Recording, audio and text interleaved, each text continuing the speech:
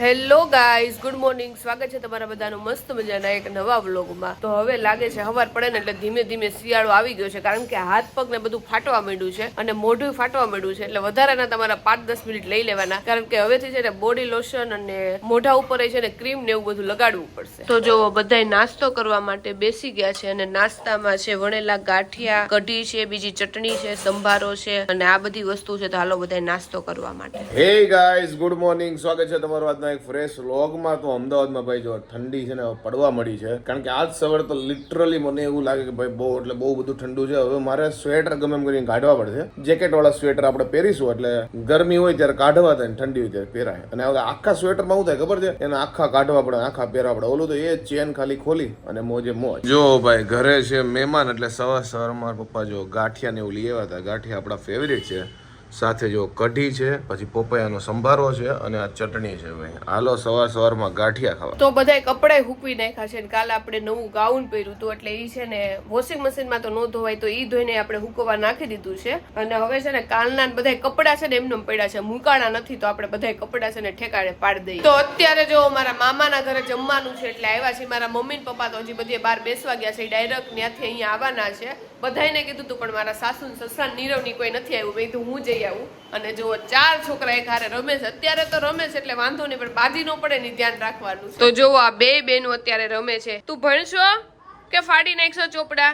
હે લીટા કરે છે તો તું ના નથી પાડતી? હે તો બી નહીં માનતી. જો ઉતરી ગઈ જો. હે તું સુડે છે એટલે હું તો જો મેં તમને કીધું તું કે બાંધી પડશે. જો રોતા રોતા એક બેન તો આવી ગયા છે. જોવો હજી આ કૃષ્ણા કચરા પતું કરી રહી છે, પણ તમે હોલ નો હાલ જોવો, કેટલો મસ્ત છોકરાએ કરી નાખ્યો. જોવો સોફા જોવો, આમ જોવો બધી. તો જમવામાં જોવો પૂરી છે, બટેકાનું શાક છે, ખમણ છે, પાત્રા છે, પાપડ છે, શ્રીખંડ છે, ચટણી છે, મરચા તળેલા છે, દાળ ભાત છે. જો અડધાએ જમી લીધું છે અને અડધા જમવા બેઠા છે. તો હાલો બધાય જમવા. તો અહીંયા જો બે છોકરીઓ ઉઠીને પાછી રમવા મળી છે. 5:45 વાગી ગયા છે, પણ અમે વાતુમાં એટલા મશગુલ થઈ ગયા હતા ને તો કઈ ખબર ન પડી. અને આ જો તું હુતો તો નકશો હુતો તો તું નતો હુતો. અંશુ તું હુતો તો? કિશુ તું હુતી હતી?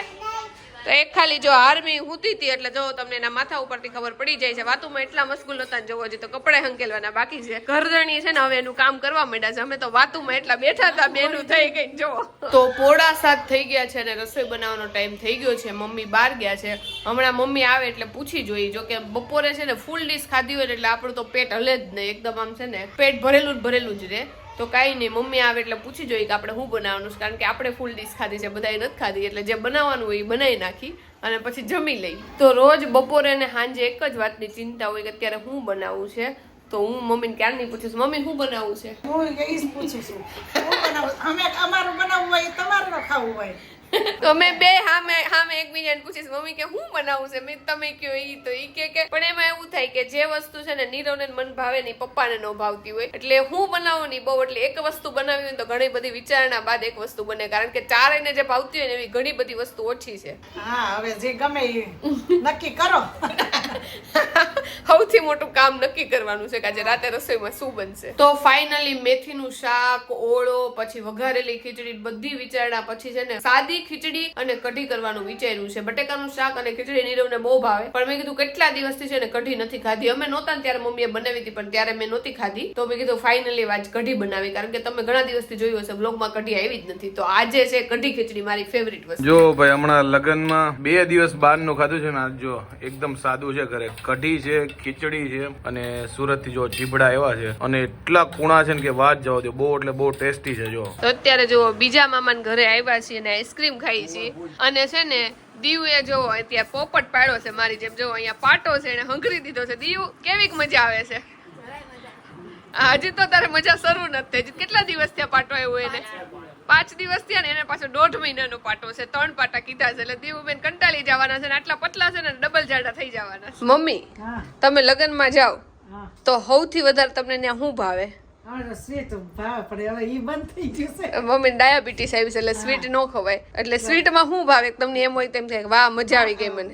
સીતાફળ રબડી ને ઈ મજા આવે. ઓછી રાખે છે બધા. સીતાફળ રબડી જ હવે ફિક્સ થઈ ગઈ છે મમ્મી. ગમે ત્યાં જાવ ને સીતાફળ રબડી જ હોય છે વધારે. ઈ ભાવે. ઈ ભાવે. અને હલવો હલવો તો હોય જ. મારા મમ્મી તને શું ભાવે હું કહી દઉં ને, મારી મમ્મી હમણાં કે ભજીયા ભાવે. ભજીયા બહુ ભાવે, ગોટા ભજીયા, મારા મારા મમ્મી ભજીયા હોય ને આખી ડીશમાં ખાલી ભજીયા જ ભર્યા હોય, બીજું કાંઈ ન લે કા. મેન વસ્તુ એ છે. અને પાણીની હા. એ મજા આવે. અમારા મમ્મી આ બાજુ વાળા મમ્મી મોડર્ન છે ને આ બાજુ વાળા મમ્મી ને જઈને ભજીયા જ ભાવે, દેશી ભાવે. હા, એવું ના હોય તો બીજું હોતું નથી. પૂછ તો કરતા મમ્મીને પસંદ. શું ભાવે મમ્મી બીજું? બસ બીજું કઈ નહીં, પકોડા ને એવું ભાવે. બ્રેડ પકોડા ને એવું. કાલ બેન પાણીપુરી ખાઈ લીધી હતી. પપ્પા તમને શું ભાવે? ભજીયા ભજીયા. સ્વીટ બીટ થાય. સ્વીટ બીટ કઈ નહીં. અને તમને પપ્પા? મને ભજીયા ભાવે, સ્વીટમાં પંચરત્ન હલવો ભાવે. પંચરત્ન હલવો ભાવે. એટલે વસ્તુ એક વસ્તુ કહેવાનું હોય તમને સૌથી વધુ શું ભાવે? હલવો. પંચરત્ન હલવો. નીરવ તને સૌથી વધુ શું ભાવે? હું તો ક્યાંક સ્ટાર્ટર હોય તો મેન ડિશ લવ જ નહીં.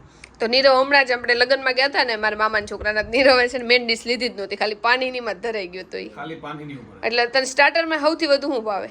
સ્ટાર્ટરમાં મંચુરિયન હોય કે પાણીની હોય કે ગમે હાલી જાય. મંચુરિયન ખાધી.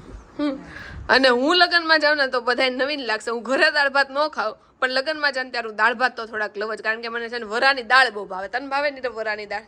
અને દાળ ફ્રાય ભાવ કે ગુજરાતી દાળ ભાત? મને વરામાં છે ને ગુજરાતી દાળ ભાત ભાવે, સિંગદાણા નાખીને જે દાળ મસ્ત હોય ને તો જ ભાવે. આ નીરવ ને પણ આમ જો દાંત છે ને આવે નીરવ એટલા બધા.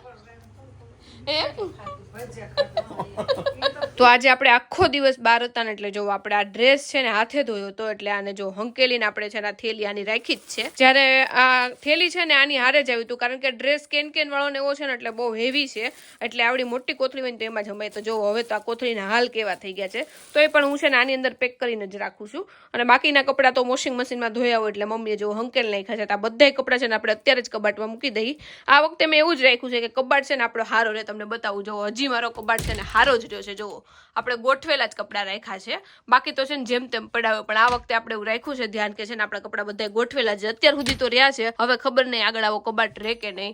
અને અત્યારે વાગ્યા છે 1:15. જો તમને બતાવું તો અત્યાર સુધી છે ને નીચે બધા વાતું કરતા હતા, અત્યારે 1:15 જો ઉપર આવીશું તો હવે આ બધું મૂકી દઈ.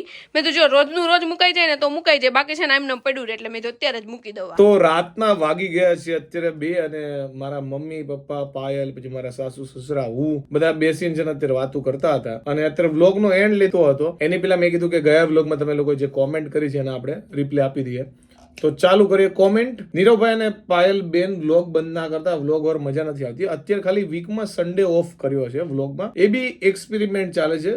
ઇન ફ્યુચર ચાલુ બી થઈ જાય, નક્કી નથી. એમ સાસુ સસરા આગળ બોલતા શરમ આવે છે ભાઈને. શરમ બી કહી શકાય, રિસ્પેક્ટ બી કહી શકાય, કારણ કે ઘરમાં જયારે કોઈ બી મહેમાન આવે યા તો કોઈ બી હોય ને તો વ્લોગમાં થોડુંક ઓછું બોલતો હોય છું. અને જે મીન્સ કે મારા મામા હોય કે કાકા હોય જેને રેગ્યુલર અમે મળતા હોય ને તો થોડા ખુલી ગયેલા હોય એમ. એટલે બીજું કઈ એવું છે નહીં ડીપમાં. બાકી વ્લોગ વગર ખૂબ વાતું કરતો હોય. હા, નાકને પ્રેસ કરો એટલે રેડ થઈ જાય. ગયા વ્લોગમાં કીધું તું મેં નાકને આમ દબાયું હતું ખાલી તો રેડ આમ આખો ચિહ્ન થઈ ગયો તો એ વાત સાચી છે. નીરવભાઈએ નવી હેરસ્ટાઈલ કરી છે ભાઈ. નવી હેરસ્ટાઈલ તો નહીં, જે જૂની હેરસ્ટાઈલ હતી એમાંથી ખાલી આ બધી વસ્તુ ફેડ મરાઈ દીધી ને આ થોડું કટિંગ કરી દીધું એટલે તમને થોડુંક અલગ લાગે છે. પાયલ દીદી, તમારી સાઈડના રિલેટિવમાં મેરેજ હોય એટલે નીરવભાઈ કેમ નથી આવતા? અધર કાસ્ટમાં મેરેજ કર્યા છે એટલે એવું ના હોય નીરવભાઈ કે તમે જવું જ પડે. નહીં, એટલે એમ કહે છે કે નીરવભાઈ તમારે જવું જ પડે. એટલે ખાસ કરીને આ બધી કોમેન્ટ છે ને એનો તમને સમન્વય આપી દઉં મારા જવાબનો. કે પહેલી વાત કે તમે લોકો લાઈક જે બી વ્લોગમાં જોવો છો કે એમાં ડાયરેક્ટ કોમેન્ટ કરી દો. લાઈક તમે જે આક્ષેપ નાખ્યો, બહુ મોટો આક્ષેપ નાખ્યો છે કે પાયલ સાઈડના કોઈ બી મેરેજ નીરવ જાતો નહીં. તમને લોકોને